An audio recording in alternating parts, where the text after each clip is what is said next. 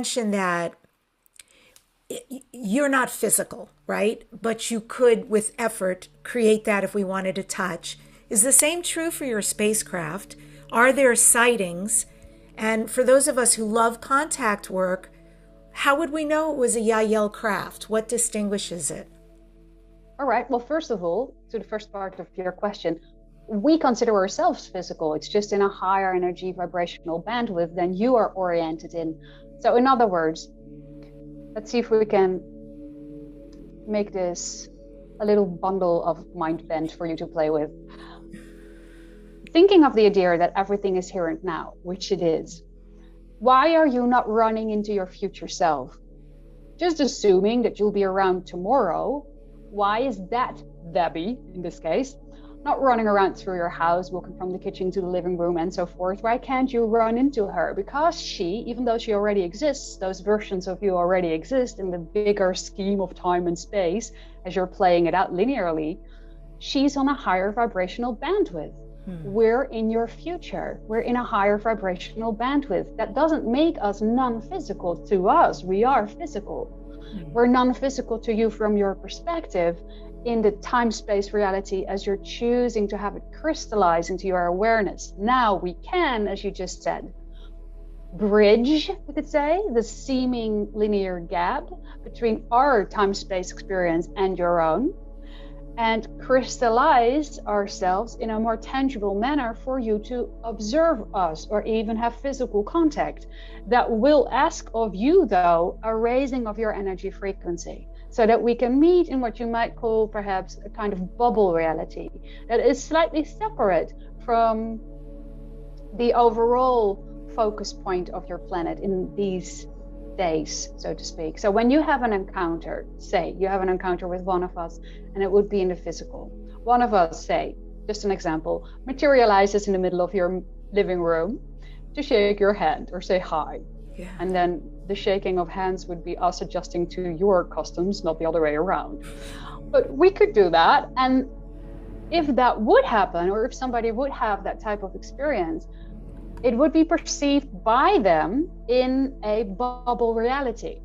And we wouldn't be their full force, say, to the full condensation of the energy frequency that we have, because usually that will cause a kind of short circuiting in your brain. So it's a very, very, very small amount of people on your planet today that can actually stand us wink in a positive way in that close a proximity. Majority of you are, and we don't mean that in a denigrating manner at all, but you're not ready for that yet.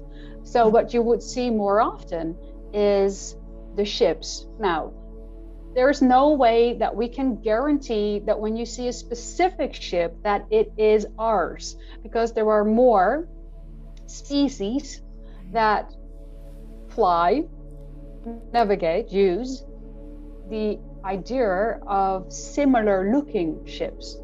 But one very commonly used, what you might understand to be a scout ship, are triangular craft, rounded edges, smooth surface. We may choose to show it black with 3 lights on each corner, potentially an additional light in the center, depending on circumstances and why and how we choose to communicate with the observers. There may also be an appearance of the entire ship showing as one light, one bright glowing triangle. In that sense, we can have the ship appear transparent to you so that you could see in a night sky, for instance, the stars through it and behind it, you would say. It can look many ways. We can warp it in different, you could say, manners that have it appear differently to you from the physical, visual perspective that you have through the physical senses. And then also, you might be standing right next to a person whilst you have a sighting like that, and they may not be able to see it.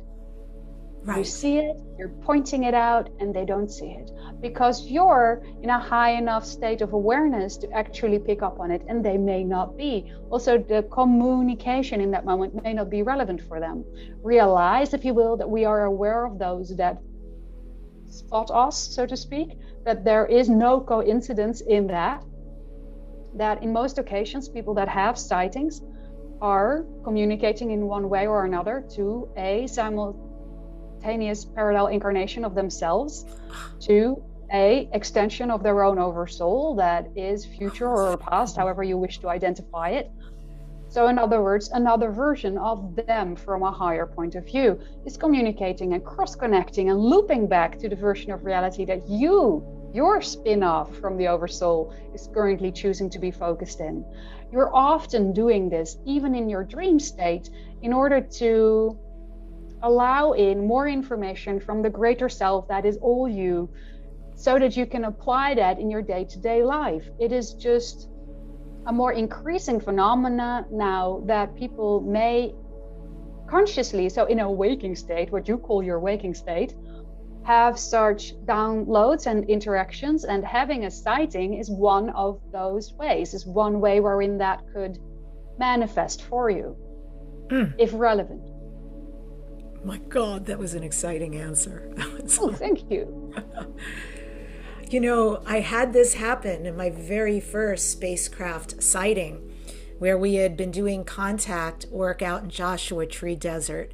And nothing happened, but it was a beautiful evening. And on the drive home on the freeway, sure enough, hanging in the middle of the sky, a giant craft, no propulsion noise, nothing, and mind-blowing. And we couldn't get off the freeway fast enough to take the pictures and the videos.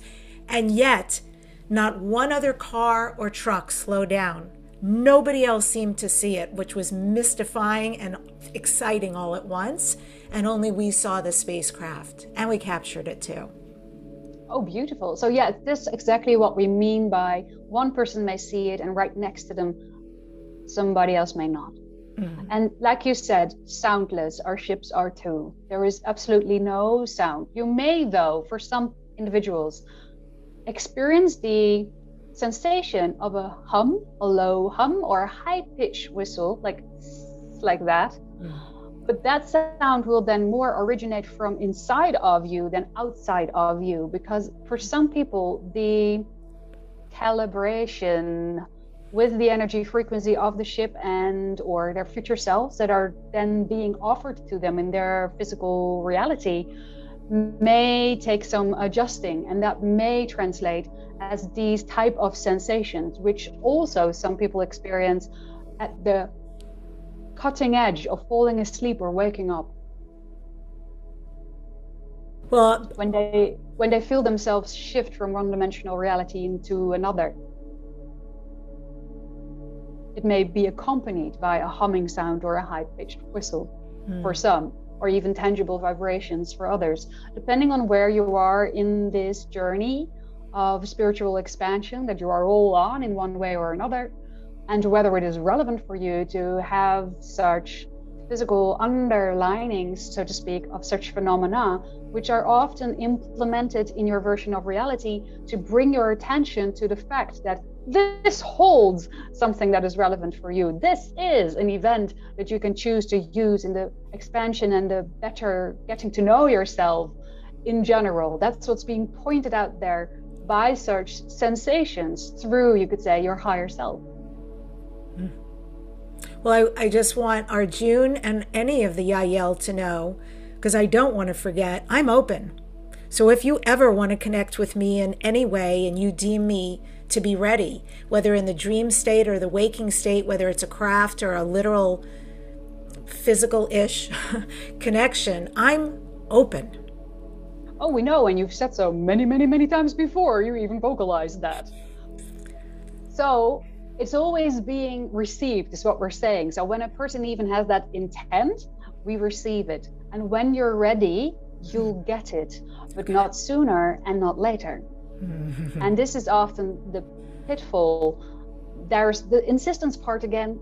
People very often, with the rational mind interfering, on or in the beautiful play and joyful journey of following your highest excitement, your enthusiasm, very often insist, even if it's in secret and not consciously aware to themselves, that it may lead to a certain outcome. And this is why you saw the ship on the highway, because you let go. You let go of your insistence. You had your adventure, you had your intention, you had the setting, the space, you were open to receive, or so you thought, and it didn't actually appear until you left and you were on the road again. And there it was. You were open to receive because you had said enough of the energy vibration for us to hear you loud and clear. And we're now speaking us in general, including those that you had a little encounter with in that moment through the witnessing of that ship.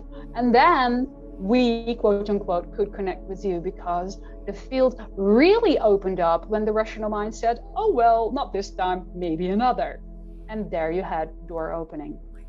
That is so good, because it happened twice, exactly as you describe it. Most recently, my partner and I were in Arizona. We went to a contact work retreat. First night, I just wanted to go to sleep. I was tired.